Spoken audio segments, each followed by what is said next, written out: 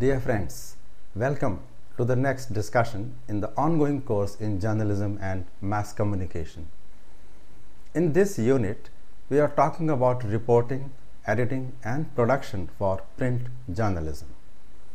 In our previous discussions, we have covered in brief the essentials of reporting and editing. We learned that while reporting is the visible area or the most visible face of journalism, whereas the desk, the news desk or the newsroom is not. The newsroom is some kind of a back office of journalism and newspapers, where the field force comprises the reporters, the correspondents, the part-time writers, the contributors, etc., whereas the desk is 100% full-time occupation for journalists who choose to work on the desk, have fixed working hours, not remain very visible to the public eye, and yet perform the most crucial function in the production of a newspaper. In this concluding lecture, we take up the subjects of the headline and print production, two of the most crucial areas in print journalism. So first, we take up the headline. Headline is the stuff good sub-editors are made of. As far as importance of good headlines goes, there is little that needs to be said even to a layman, even to an ordinary reader of newspapers, for even a layman recognizes a good headline when he sees one.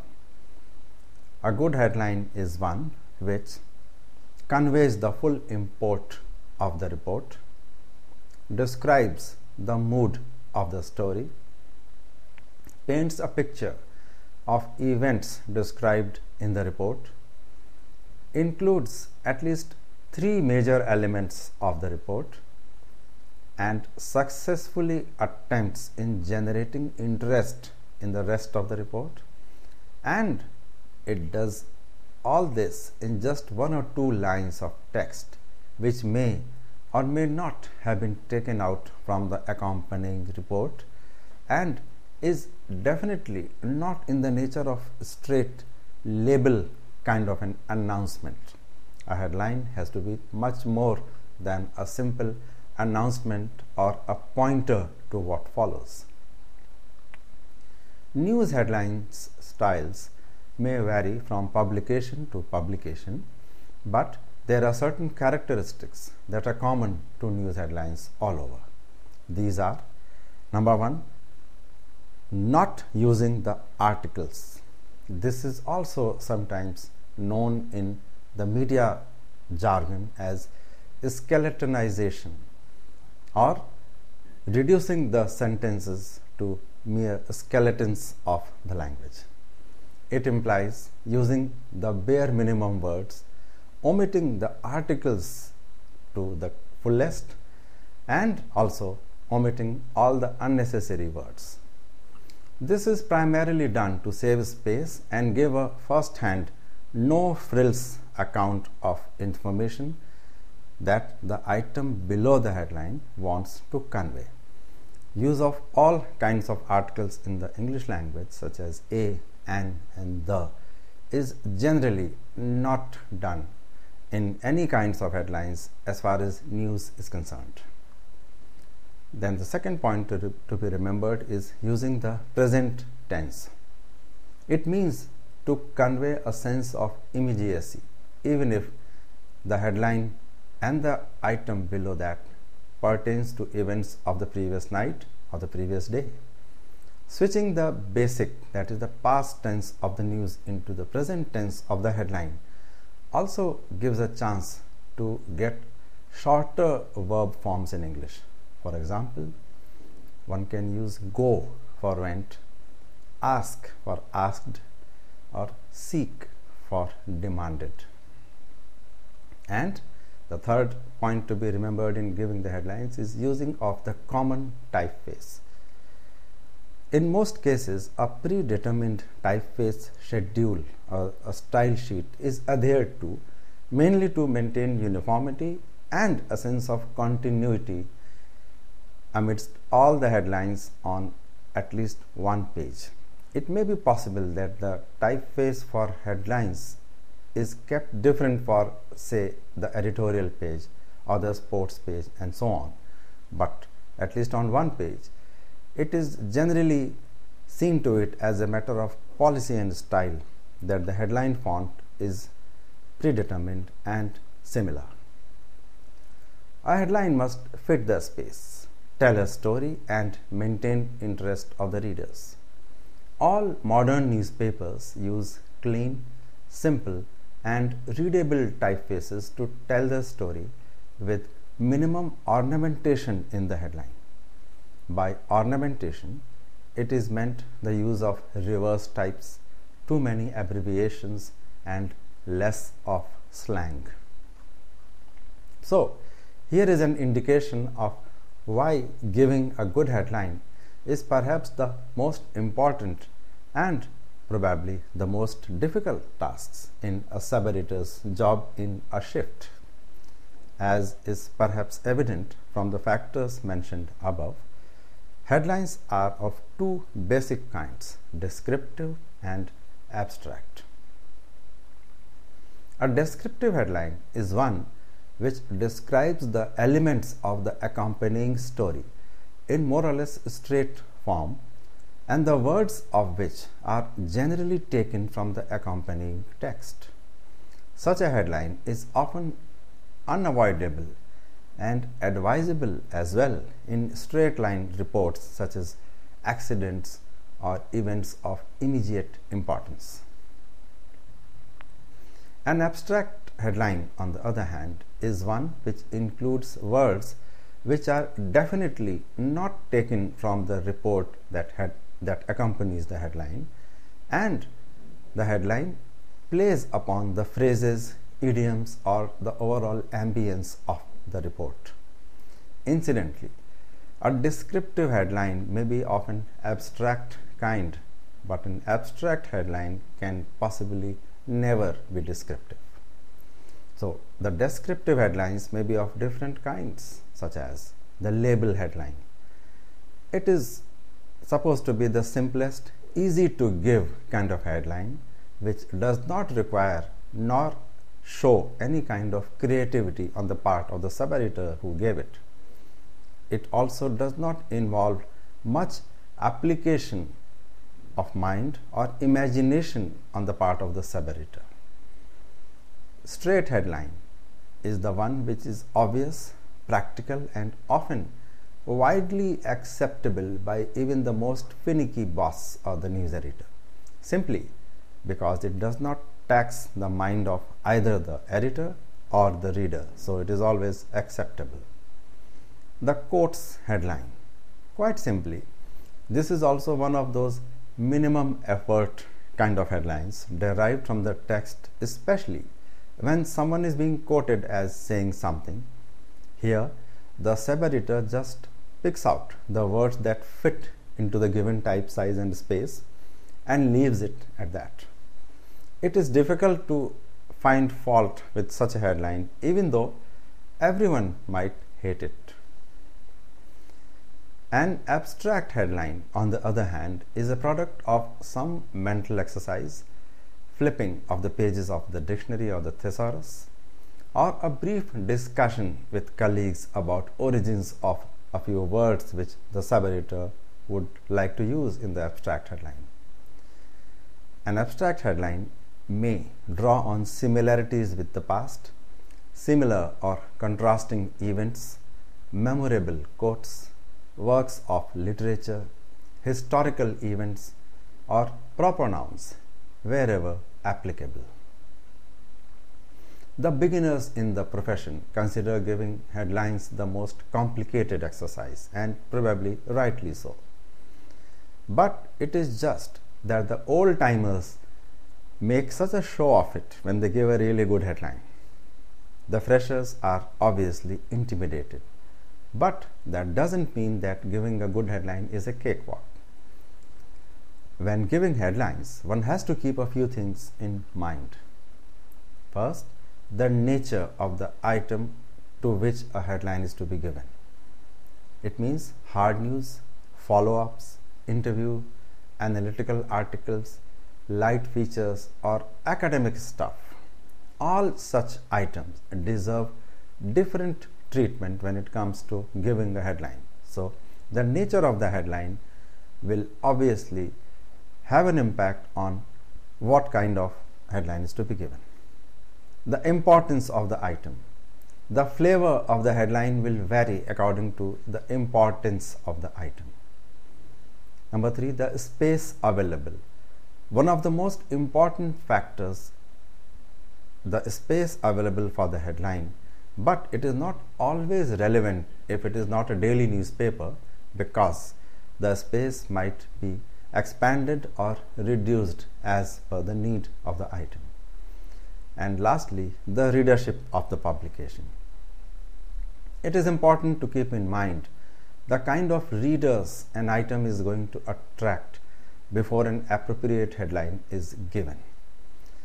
As is evident from this description, one can conclude that even if a headline is grammatically correct, suits the item, and fits in the available column, it might not be the most appropriate one if it does not conform to one or more of the factors listed just now. For example, an announcement about the passage of a bill in the legislature can have only a straight descriptive headline, because the mere passage of the bill might not be the occasion to indulge in any kind of word play on the part of the sub-editor. The announcement itself is so important that it merits a straight, simple headline. Another example is a serious accident or a disaster. That item cannot merit a quotes or a headline involving pun of words. Such items will obviously need more somber and serious handling. Another example is when a last minute item on the page or a small part of one column has to be filled up, and this item cannot have a descriptive headline or an abstract one. It will have to be a brief label headline, because time is less, space is less, and the intention of using an item in the last minute is just to inform the readers and not impress him with a good headline. Similarly, items meant for housewives or children or senior citizens or share market enthusiasts cannot have similar sounding and appearing headlines. Each category of the item, categorized on the basis of the target readership, will have to be treated differently by the sub-editor when headlines are to be given. Like any drama review cannot have a straight headline such as "bad drama staged" or "yet another good drama staged." It has to be descriptive, involving some elements from the accompanying text, some proper nouns, some historical references, and so on. So now let us come to the point of how to give a good headline. How to give a good, appropriate, and yet different headline is simple. It can be simple if some factors are remembered. The first and the foremost thing is to read, assimilate, and understand the essence of the item to which a headline is to be given.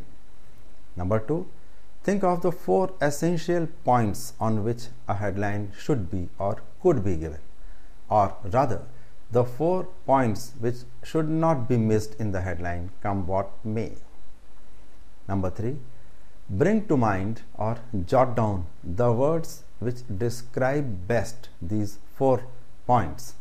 No worry if the words are big or appear too complicated, but at least recalling those words will make the mind think of simpler and shorter alternatives.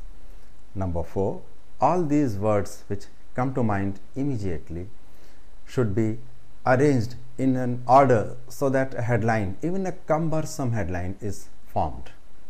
Next is to go about bringing up the synonyms, preferably smaller words in the same order, and also try to rearrange these alternatives in different sets by either avoiding the verbs or by bringing in an element of surprise.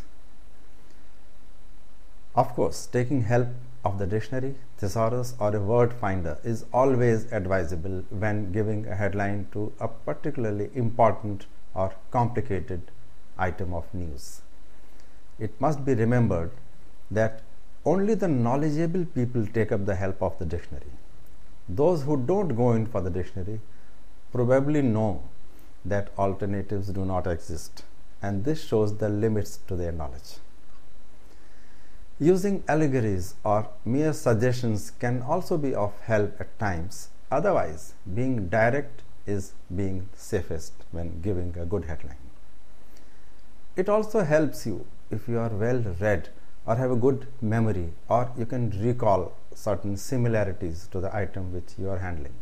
For example, some time ago an item mentioned that noted filmmaker Shyam Benegal was going to make a film about the achievements of a power company. It would have helped a real good deal if one remembered that he made a film called Manthan some decades ago for a milk cooperative company of Gujarat. Then alluding to a Manthan for power sector would have been the logical thing to do when giving a headline for Shyam Benegal doing a film on the objectives of the power company. Similarly, remembering historical facts, names and events also can be immensely helpful in giving different kinds of headlines. The key factor is one has to be correct and yet different in giving a headline. Some headline tips to be remembered are that in a two-deck headline or headline involving two tiers or two layers, the top deck of the headline must be able to stand alone. It is not a good headline if its meaning is cleared or is known to the reader only after reading the intro. That means if a headline comprises two parts, the first part on top must convey the meaning of the item without the reader being forced to go in for the second deck or even the introduction to the item. Another tip is to shift to passive voice and make the second line the first line if it is difficult to fit the line into the fewer number of words. It means if the second headline appears to be more interesting and more informative, it can be shifted to the passive voice and made the top heading, and the top heading can either be eliminated. Sometimes a change of order of the words being used does not involve a change in the sentence structure. A pair of words can be shifted to make the right adjustment. One must look for synonyms all the time, even if the headline is an obvious one. In case of too many points to be included in the intro or too many suggestions about the important points in a headline, one must use the parts that tell the main aspects of the story fully, and the rest can be kept out or ignored. One must look for certain specific terms that may appear routine, but the use of such routine terms may be unavoidable. The use of comma, hyphen, exclamation mark, question marks, etc. should be kept to the minimum if possible. In some cases, however, a colon will do for attributing a statement to somebody. Quotes headlines are always not advisable and must be avoided as far as possible because it shows a certain lack of application of mind on the part of the sub-editor who gave it. So, the points to be remembered in giving headlines is that a headline can either be descriptive or abstract depending on the nature and content of the item, and the headline has to be intelligible, simple and purposeful enough to make the reader read the item further. It is indeed considered a window to the text down below. The headline should actually reflect the effort made by the sub-editor in thinking about it. The obvious headline does not leave a very confident picture of the paper on the reader's mind. It indicates that the sub-editors took the easy way out, and very often readers would be heard commenting that the people who gave the headline did not apply their minds in looking for brighter and more purposeful alternatives. It must always be kept in mind that the typefaces, sizes and fonts are very important when fitting a headline into the given space. Often the number of letters or alphabets accommodated in one typeface differs from the other, and this can also help the sub-editor if the calculation of the number of characters goes wrong or is different by merely 1 or 2 characters. A good headline is always worth the time spent on it. But if it is not apt or witty enough, everyone will say that the time given on it was wasted. So, the sub-editors have the choice to take their pick. The sentiment of the item must be kept in mind while giving a headline, otherwise it can lead to a disaster. So now let us move on to the actual print production work, in which the major activity is the display. As we can recall, a reporter files an item, a sub-editor first edits it for removing the errors of fact and language, then the related reports are connected, a sense of continuity is introduced, and then a headline is given to it. Now comes the part when a number of such items with properly given headlines are laid out before a sub-editor handling a page, and he has to decide on what display to be given to all those items. It means you look for an item, you retrieved it from the directory or the basket, you processed it and resized it and gave a good headline, after which it was printed. Yet no one noticed it the next morning. Why? Because it got a very poor display. This is in fact the story of most newsrooms all over.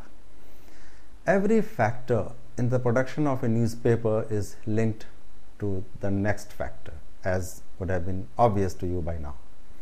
Merely a good piece of news is not enough. It must be written properly, it must have the right length, the most apt headline, and then the most appropriate display. A wrong move anywhere along the line and the entire exercise falls flat. Instead of commendation, you get condemnation. On the flip side, however, a right display given to the wrong news can also have the most amazing consequences. Display, one might say, is the last frontier in the journey of a journalist to fame and renown. Beyond this, it is the printer, distributor and hawker who take over and decide the fate of the reporter and the journalist who created that report. So in the beginning, it must be understood that every newspaper has a basic design that is more a statement of style and a collection of a permanent set of rules governing the entire format of that publication. Layout or makeup, on the other hand, is different from basic design because layout is the day-to-day job of putting the pages together and it changes every day, whereas the basic design does not. The changing conditions in the newsroom also have a direct bearing on the layout, even though the design remains constant. The basic objectives of makeup in a print production are as follows. Number 1, conveying the news of the day with as little obstacles in the reader's way as possible and minimizing the efforts put in by him to find, read and understand the news. Number 2, to give an orderly and meaningful outline to the presentation of a page and the whole production as such. Number 3, expressing through the headline size the relative importance of various items, typography as we have discussed earlier. To give an overall packaging to the day's publication. Number 5, creating reader habits and taking advantage of them by giving a certain kind of layout which helps the reader navigate through the publication. And number 6, helping the reader to find what he wants and what he expects at a place that is considered most suitable for that kind of an item. The display style of a publication conveys the overall personality and strength of a paper. It is vital that this personality must have continuity, less surprises, and hidden or unknown facets to it. It should have no repetition and yet freshness every day. As individuals have personalities, therefore newspapers have personalities too. Such personalities could be loud, subdued, friendly, colorful, unusual, staid, interesting, or laid back. The appearance of a paper provides the first opportunity to the readers to understand its personality, while the contents obviously are the means to realize it further. The challenge before all newspapers, regardless of their personality type they want to portray, is to make each issue different from the previous one, yet similar in basics, the basic design and the content presentation, and also reflect the importance or the lack of importance of the items through its looks. Needless to say, since one news is quite unlike the other, in the same manner, one day's paper can also never be like any other day's. And if it gives the impression of being so similar day after day, then there is something seriously wrong with the makeup style of that paper or the people who are designing it. It requires a strong set of skills to provide the layout a sense of continuity combined with uniqueness and freshness day after day. The editor naturally is the person best suited to decide what kind of a personality the day's paper is required to don that day. The display of items in a publication is governed by several factors, and the important factors in this order are as follows. Number 1, the importance or the utility of the contents. Number 2, the topicality of the contents. Number 3, the length of the items. Number 4, the writing style of the items. And number 5, the writer. Yes, it is true that very often the display is decided on the basis of the last two mentioned factors as well, that is the writing style and the writer. The writing style and the writer may determine where that item goes. There can be no argument about the fact that a hard news, singularly important for the people in general, deserves the best possible display regardless of the length and the writer. Such items include major announcements affecting people's lives, accidents, and other disasters, behind which the purpose is to immediately inform the people about most of the details pertaining to that accident. It also includes major discoveries, surprises, investigations, and allegations. If a sub-editor has such an item, then he doesn't have to bother about taking a display related decision. The item and its importance have already taken it for you. But on the other hand, if you do not have such an item, then you evaluate all items at your disposal on the scale of topicality first.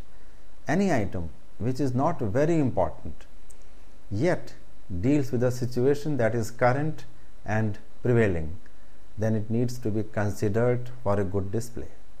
Similarly, an item will perforce be used on a particular page and in a particular fashion because it is too long or too short, because the space on the front page is limited, whereas the space on certain pages inside can be flexible.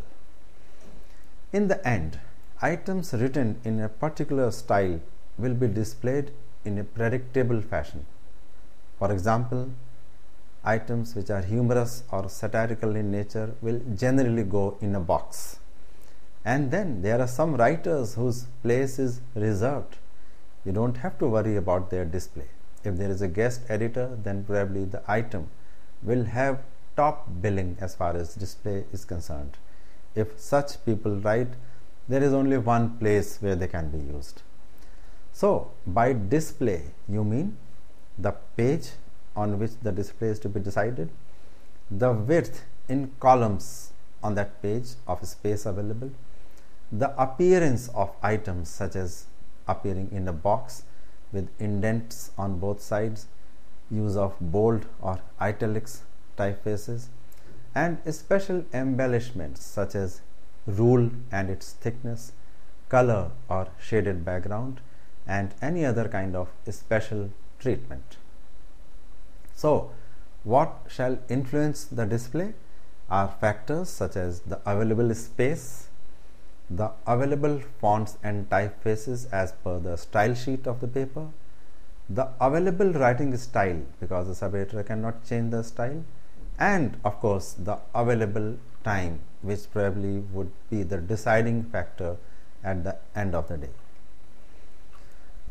To understand what is meant by the above preconditions, understand this.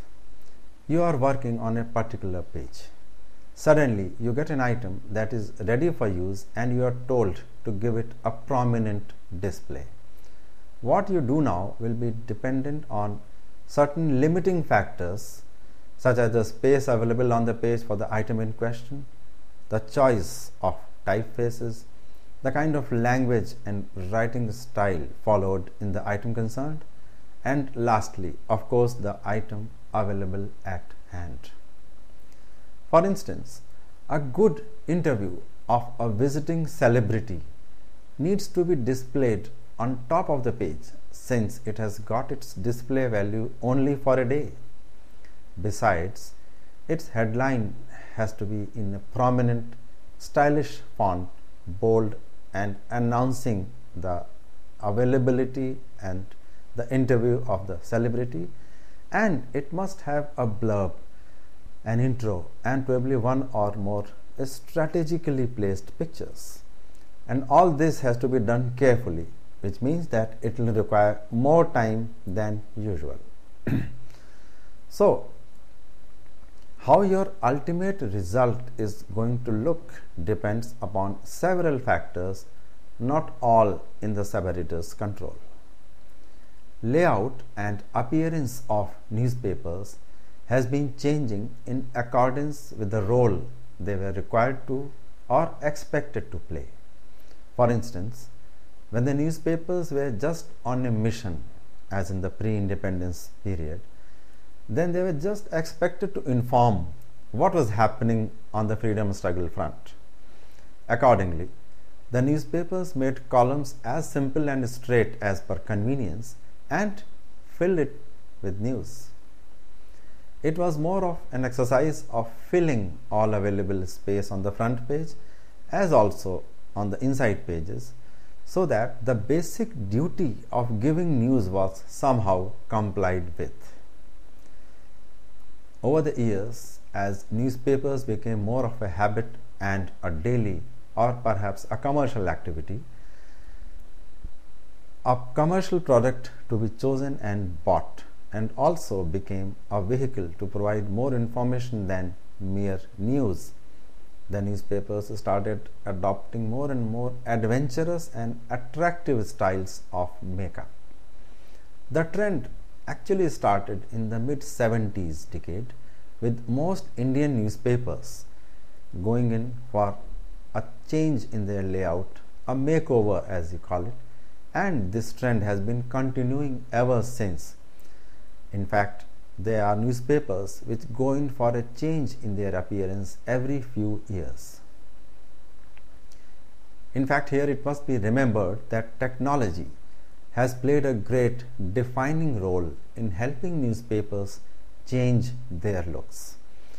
It was a pretty tedious process in years before the 70s to put a newspaper together in the hot metal printing technology process.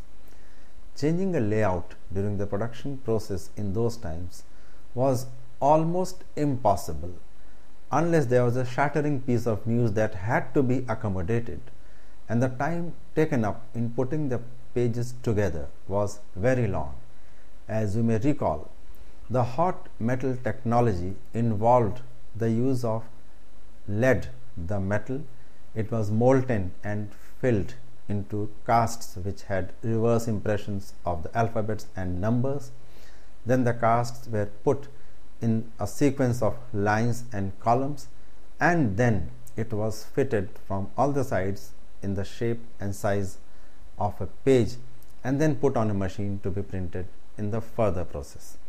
So the time involved in putting together a page in a regular process was too long, and if a correction was to be made, then the whole thing had to be disturbed, because even adding one line to a cast full of small lines would have been a tedious thing to do.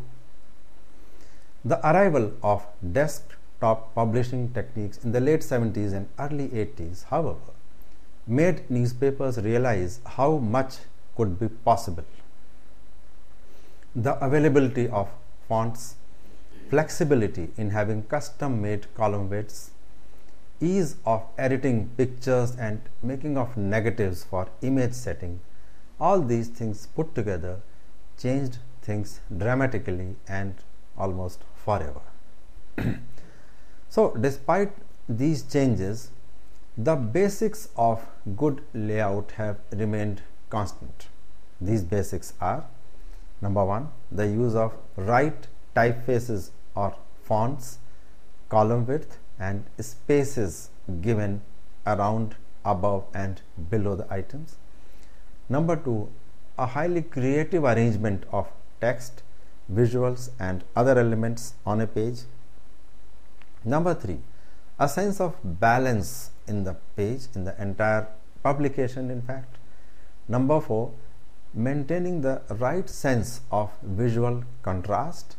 And lastly, number five, accepting and guiding the eye movement of the readers from top to bottom and from left to right.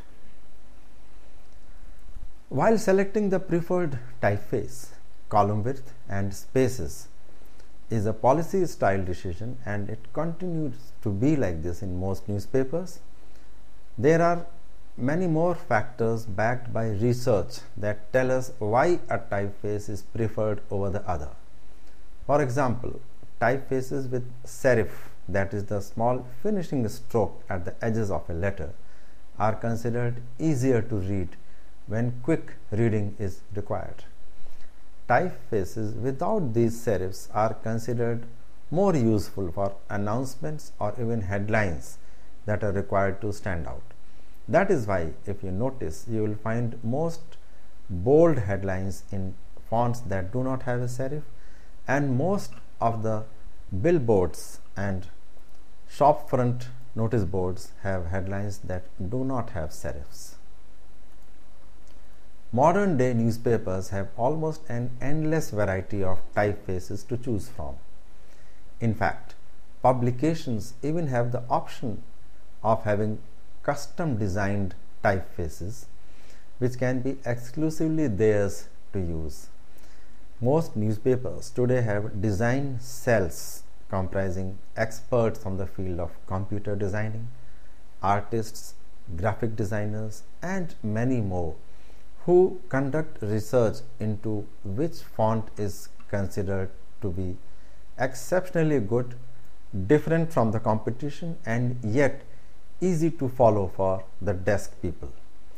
We see contemporary newspapers use typical typefaces for news, features, pullouts, magazines and so on.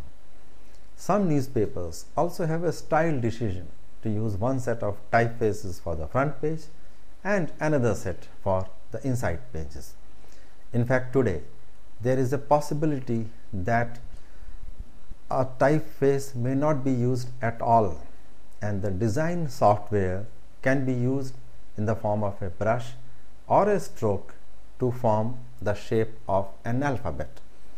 But such a practice is common in feature pages, in magazines, on cover pages, and on special occasions, etc. So the points to be remembered for a layout are: the most important reasons why a good and relevant display is needed is the importance and topicality of the item, and initially this alone determines what page it will get and how it will be positioned. The other point to be remembered is the way an item is written, its length, plus the fact as to who has written it may also be crucial for a particular kind of display, especially dealing with the page on which it is used and the position where it is to be given. The process of having and giving a good display includes giving special effects such as intros, blurbs, pointers, boxes, quotes, pictures, sketches, cross references, and all available kinds of decorations or indicators.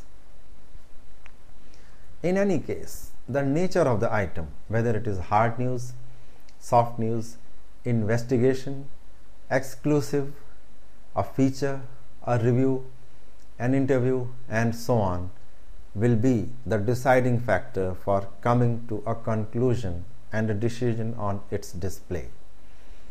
One kind of display merited by one kind of item will just not be right for the other kind of item on any other page. It is almost an exclusive kind of a relationship which an item has with its display.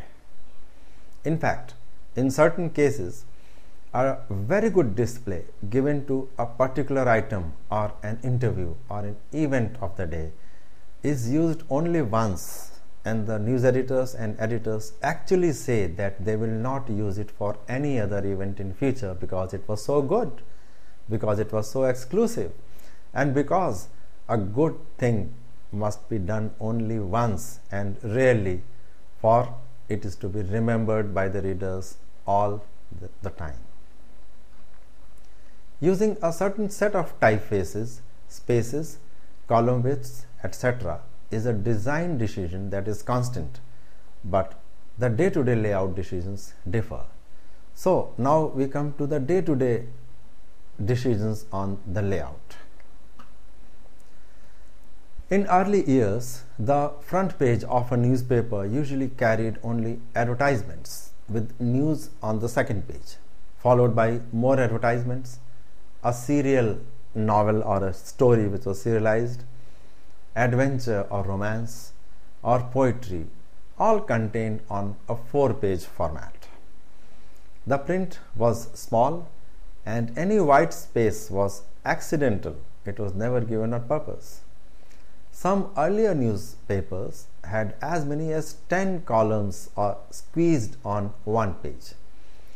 The general look was all print, all text, all grey, and no photographs.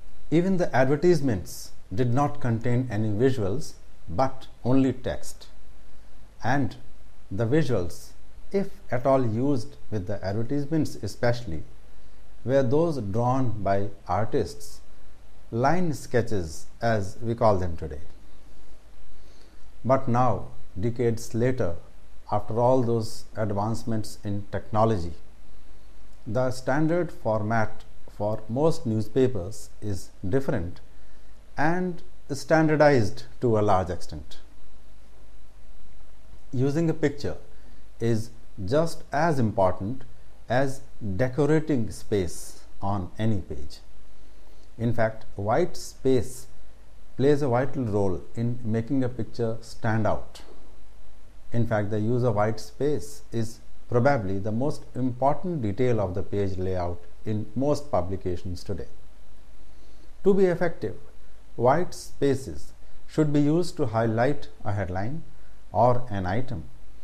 Separate one element from the other, text from advertisements, and between headlines, byline, and text. So now we are in an era of using colors, and most daily newspapers have also gone color. In fact, most newspapers are now full color. It means that all the pages from the front to the last are printed in color, adding to the work of the news desk, because they have to decide everything according to the color of the pictures and the ads on every page. The use of color in news spaces, however, is still not widely appreciated by readers, who would still like to use black and white as far as the news is concerned. But advertisers have found that adding color gives them extra selling power. Therefore, going color has become a commercial requirement for most newspapers. Indiscriminate use of color, in fact, weakens its impact elsewhere. It is acceptable on the feature pages, on magazine pages, on sports pages, and so on. But some editors believe that using color on pages like the editorial page or the business page actually reduce the seriousness of those pages, but that is open to debate. Today, everyone writes, edits, and designs publications on a computer screen. It is beyond imagination that such a thing could be done anywhere else. And in most media houses and publication houses, it is the sub-editors who decide the layout and design of pages, even if it is another individual, that is a designer, who actually makes the pages on the computer screen sitting in front of a system. In some cases, the designer gives a layout and the sub-editors construct a page accordingly. However, this was always not the case. In the pre-computer days, it was an entirely different set of people that was responsible for the layout and design on a day-to-day basis. Even in the early days of computerized typesetting or photo composing, as it was called in those days, the layout and design was handled by a different set of people. The sub-editors used to edit the items that were sent to the composing system or the typesetting department, where rows of people sat in front of computers and composed the matter. It can be difficult to believe now, but during the early days of computerization, the reporters were still not given the systems to type out their stories on a computer. They used to type it out on typewriters. The sub-editors used to edit them on the paper, and then the edited sheet was sent for composing. The composed matter was produced in the form of output taken out on photo paper and then brought out in strips of different sizes after developing that photo paper with the help of chemicals, as is done in case of photographs. And the process was time taking, and taking out one printed sheet took several minutes, and carrying out corrections was still a tough task. The sub-editors then took this matter to the layout section, where artists who were making the pages actually cut and pasted the printed sheet of paper on dummy sheets pinned on drawing boards.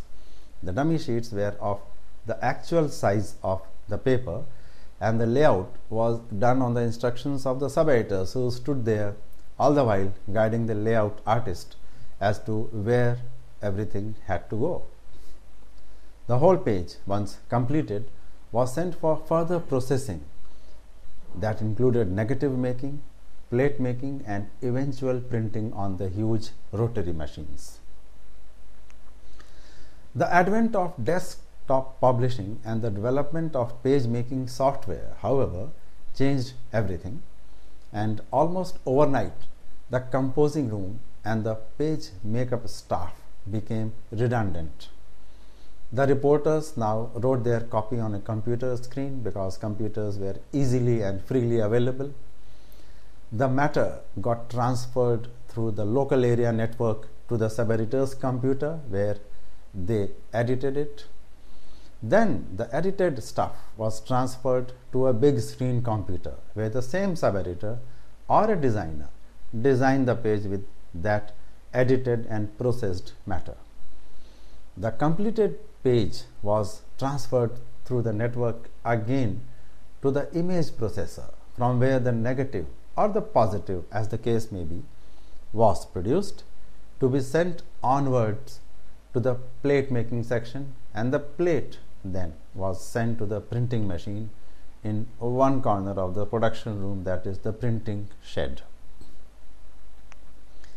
So this is the process that is followed today in most media houses, with some minor changes here and there, and those changes also pertain to technological advancements. The sub-editors themselves, by and large, do the job of page design also, at least in daily newspapers.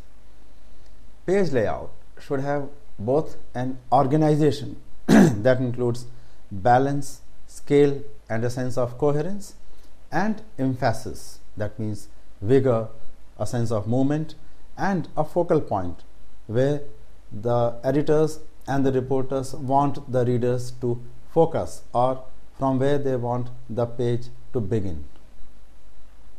So page designing or page production activities involve a series of activities such as making a list of all the available items, getting the final word on the volume of space available on that page and every page in the publication, getting the pictures ready which are meant for use on that particular page, making a rough layout with proper balance on either the dummy sheet or discussing it with other colleagues handling other pages, then actually placing the relevant items and pictures according to the desired layout on the page itself. Then comes the stage of making finer adjustments and giving print ready instructions to the next department, and then sending the page after locking it properly forward. That means releasing it from the editorial department, and from that point onwards it becomes the responsibility of the actual print production staff to ensure that the page is printed strictly according to the editorial department's instructions. The series of activities as mentioned here would be similar for the front page as well as the inside pages, but the layout considerations for the front page are actually entirely different from other pages. So let us first talk briefly about the inside pages. The size of individual items would vary according to the importance and other factors, and the display of items will also depend upon their size and the order of importance. The bigger items get a bigger display and vice versa. Thus, on a typical page, the layout pattern that would apply would be something like this: advertisements on the left and on the right side of the page, a picture on the top of the page, preferably in the middle of the page, a large item running into 2 or 3 or more columns on the top right and top left, a large item running into 4 or 3 columns at the bottom itself, and 3 or more single column items placed wherever needed on top, middle, and the bottom.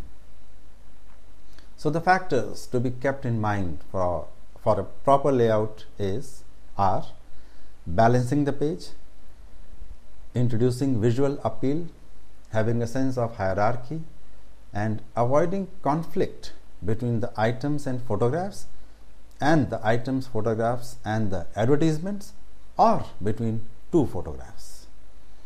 A typical broadsheet newspaper page has to be balanced in such a way that the size of headlines is balanced on top with those at the bottom. Similarly, the pictures have to be placed in such a fashion that they go alongside the connected item and also do not conflict with any advertisements on the same site. The balancing of a page is usually of either a horizontal kind or a vertical kind. A vertical page means that the placing of items and pictures is in such a fashion that the items run in not more than 3 columns width, are longer in depth, and there are quite a few single column items placed strategically between 2 bigger items. A horizontal page is such where the large items run into 4 or 6 columns in width, but the height or the depth is not too much. The picture also is slightly thinner in height or size, but extends on the right and left in terms of number of columns.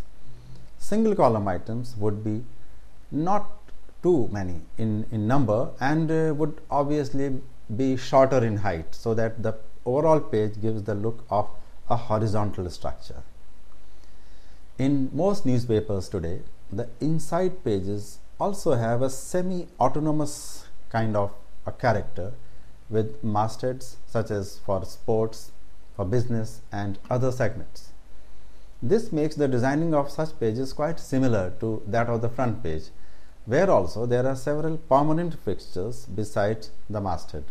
So, now we come to the front page. The front page has generally some essential items regardless of the language and location of a daily newspaper, and these include the masthead or the title piece as it is called in some places, the box car of indication of the items going on inside pages, a column of brief news items on one side of the page, a daily cartoon if it falls in the style of the newspaper, and fixed size and position of the advertisements. The presence of such permanent fixtures is both an advantage as well as a disadvantage.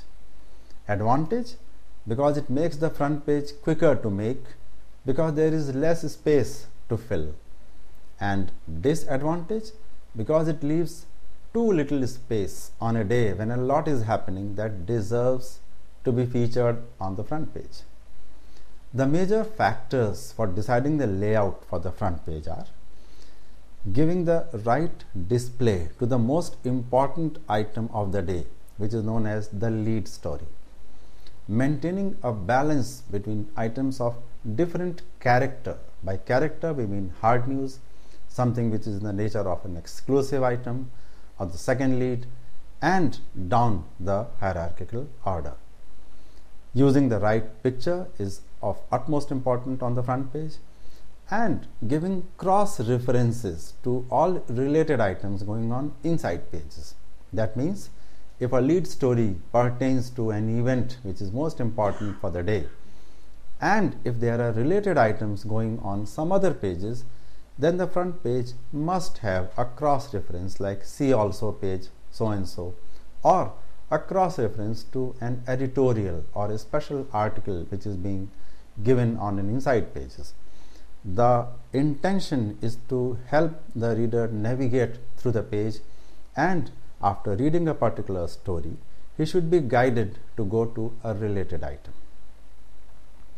So, the layout of pages of a newspaper is an exercise that is dependent on factors such as the availability and size of advertisements. It is important to remember that advertisements often play a role which might seem distracting or some kind of an interference in the working of the editorial department. But it so happens that newspapers today play a role that is also more commercial in nature, and most newspapers today give a preference to advertisements in terms of placements, in terms of their odd spaces, odd shapes and size, and in some cases the advertisements are used in such an innovative fashion which is unheard of. Pictures of all sizes, from mugshots to big displays, have to be arranged beforehand to expedite the layout exercise. It goes without saying that the one major picture for the front page has to be selected with care and caution so that it not only tells a story by itself, it also must relate to the most important story of the day. If it is not related, then it should have enough importance, color, and other factors to deserve a place on the front page. The type size of headlines plays the role of the balancing element in giving the page a desired look. It means that if an important item is to be taken as the lead story, or if something very important, shattering kind of a thing has happened, then the whole page will have a banner headline running across the page from right to left. So here in a banner headline, the type size of the headline will play the role of balancing the page, making it top heavy. So the sub-editor will have to ensure that the big, bold, thick banner headline on top is balanced by something of equal importance and equally strong at the bottom of the page. And the front page of a newspaper has inherent constraints, because of which it needs careful handling day after day, every day. It is a window to the rest of the newspaper, and therefore it has to play the role of an index to the rest of the paper as well. So towards the conclusion, we take a quick look at the changing and changed perceptions about the media among the people and the role of the editing staff or the newsroom. It is noteworthy that by and large the people's expectations from the media and their understanding of the purpose the media serves have undergone dramatic changes. It is precisely all about the internal and external influences on the media persons that go on to make the final story or the final product. The printed word still enjoys great power because of these factors.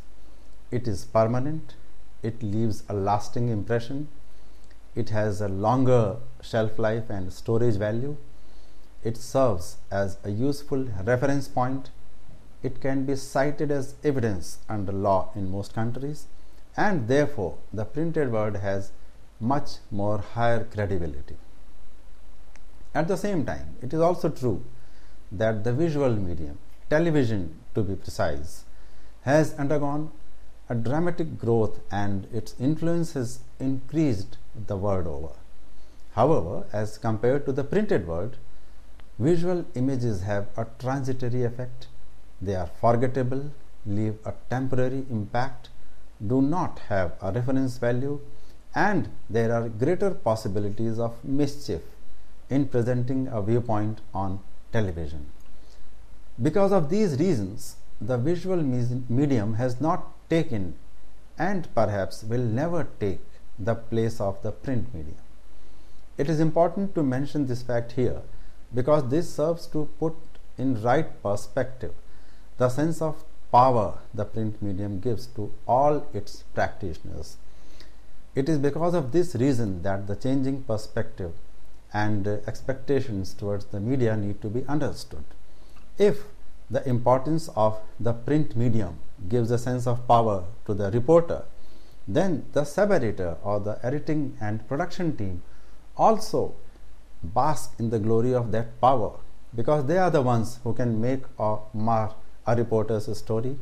They can add to the impact of a weak story, they can reduce the impact of a great story, and ultimately, when it comes to releasing a page, whether the front page or the inside page, it is the sub-editor's writ that runs. The reporter or the editor or any other member of the staff of the newspaper dare not obstruct the way a sub-editor releases a page, because it is his responsibility to ensure that the page not only gets released on time, but It carries off everything that the newspaper wants to. With this, we end the discussion on reporting, editing, and production techniques involved in print journalism. We shall take up a new subject of study in our next discussion. Till then, my best wishes and thank you.